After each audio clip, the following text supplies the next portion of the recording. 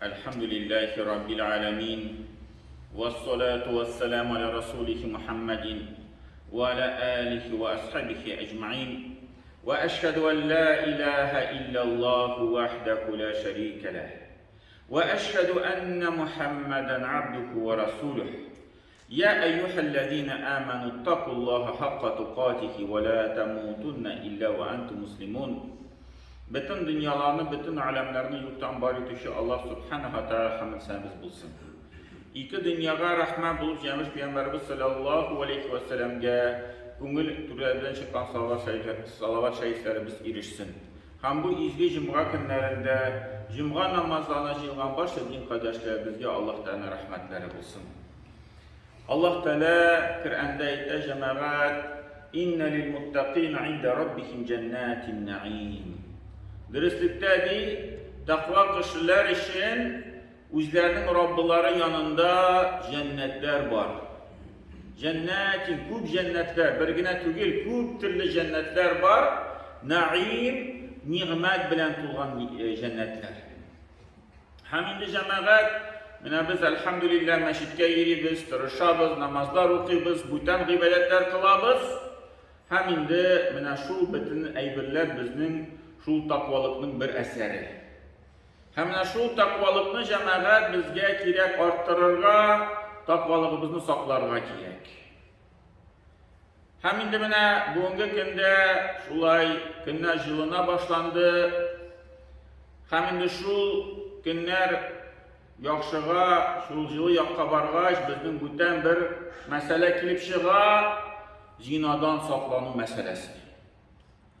Çünkü Allah Teala Kur'an'da müminlerin sıfat edip nesedi?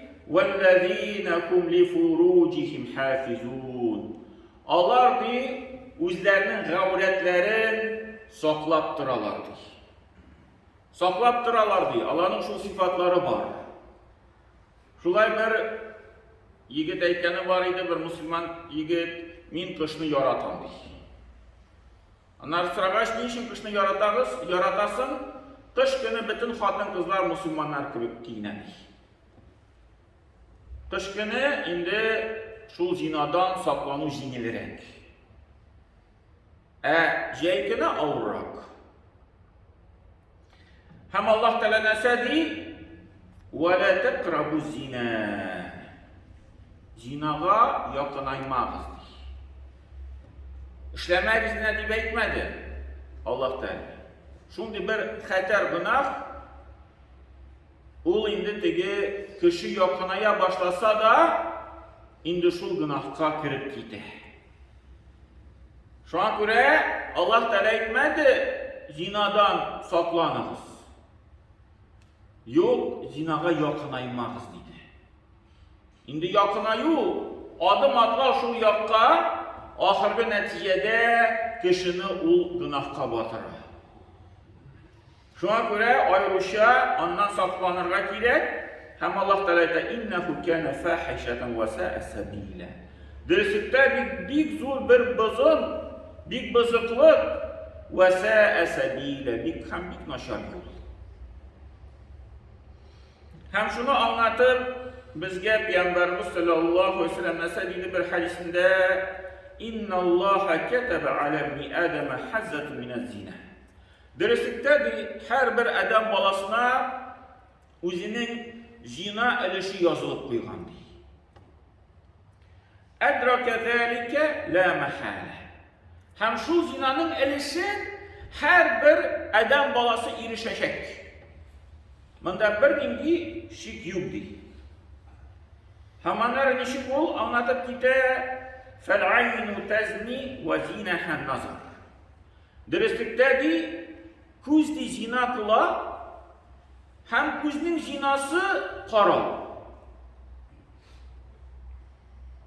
Eğer de biz şu tıyılgan eybirlerge karasak, hatın kızlar illerge karasalar, şahvat bilen, iller hatın kızlarga karasalar şahvat bilen, şu küzün zinası bular.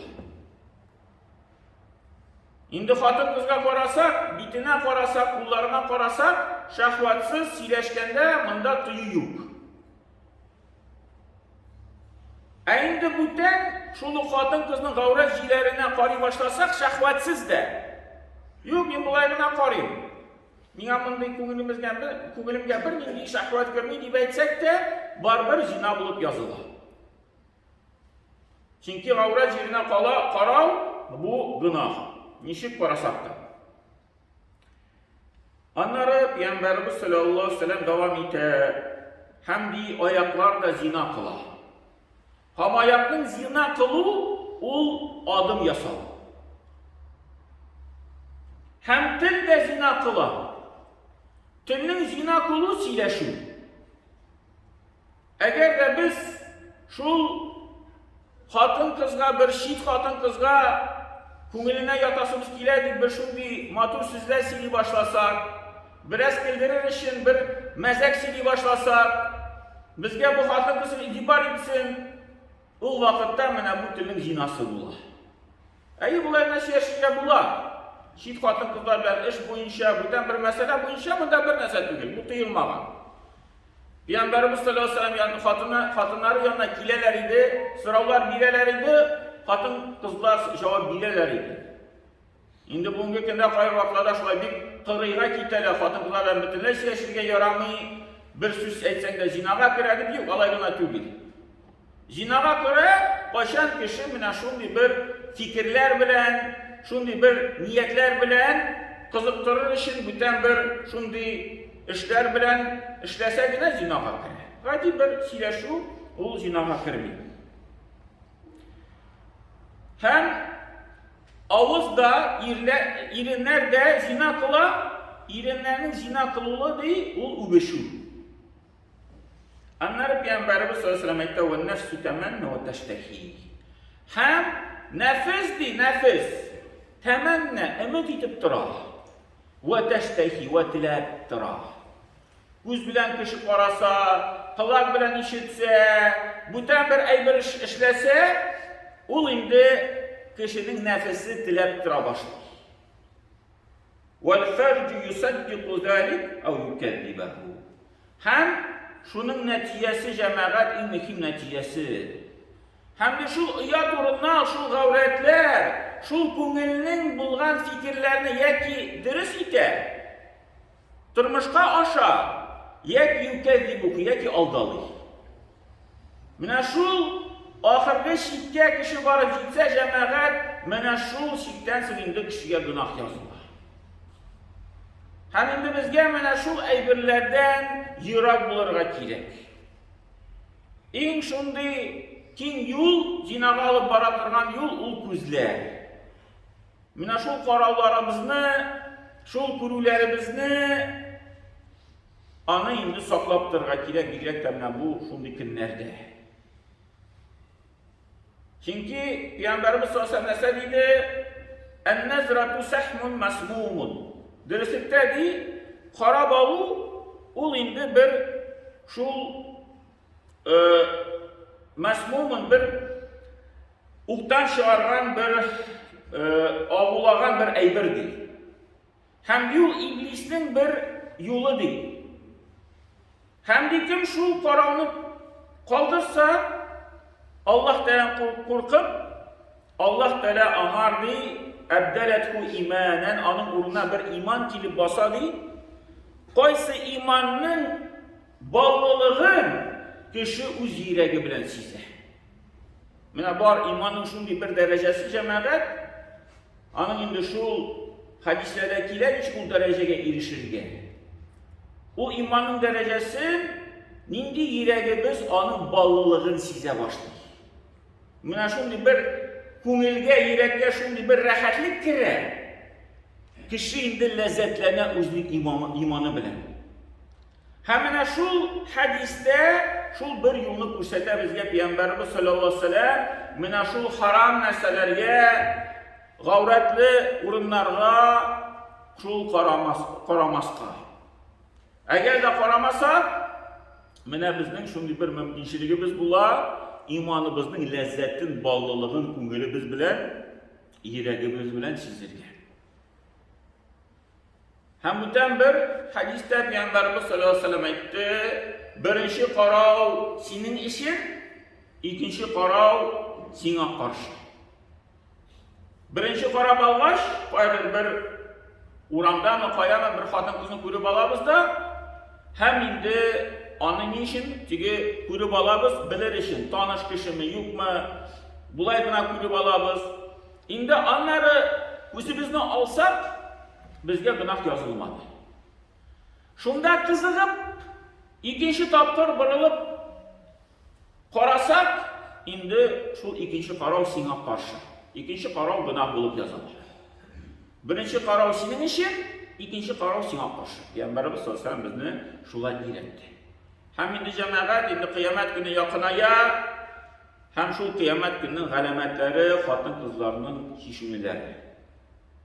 Peyğəmbərimiz sallallahu əleyhi və səlləm şu hadisdə başan Cəbrail fəriştə onun yanına kilib, məşiddə kildi. Navavi yayınlığında o ikinci hadis bulup dura. Müslimdə rivayet edilir.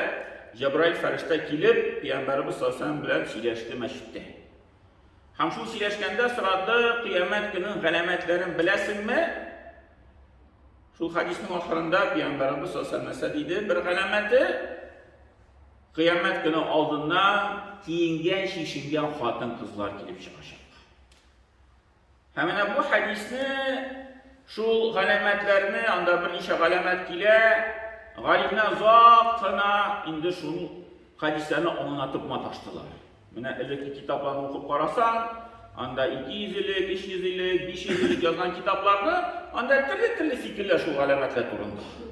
Ne sevine yazıp bitirmegenler, nişik miken o sözlerini anlarlar. Lakin indi mine ahırkı vakitlarda bizge indi galimlerin sözleri de kirekli. Nişik onu anlarlar. Biz indi o alametini üst yüzümüz bilen göreriz. Şişingen kiyingen. Çünkü ahırda şu elekli vakitlerde anlamıyorlar idi. Nişik indi şişingen kiyingen. İki sıfat var ki ya şişingen ya kiyingen. Ortası nişik tabırga bölmüyleydi. Trilişe anlatalar idi. Şimdi bugünkü günde bizge onu anlatırga kiretmeyi. Biz indi onu görüp durabız. Yıraktan bir hatın kızını görürge mümkün. O kiyingen. Biraz yakınaymış. Qarasan, bütün nəsəsi qurunayken, şişingen. Hem ikinci sıfatta bulurga mümkün. Yıraktan qarasan, şişingen gibi xatın qız. Bütünlər kiyimi yük gibi, yalandaş baran gibi. Yakınrak ile qarasan, şunday kiyim rəvişi iken.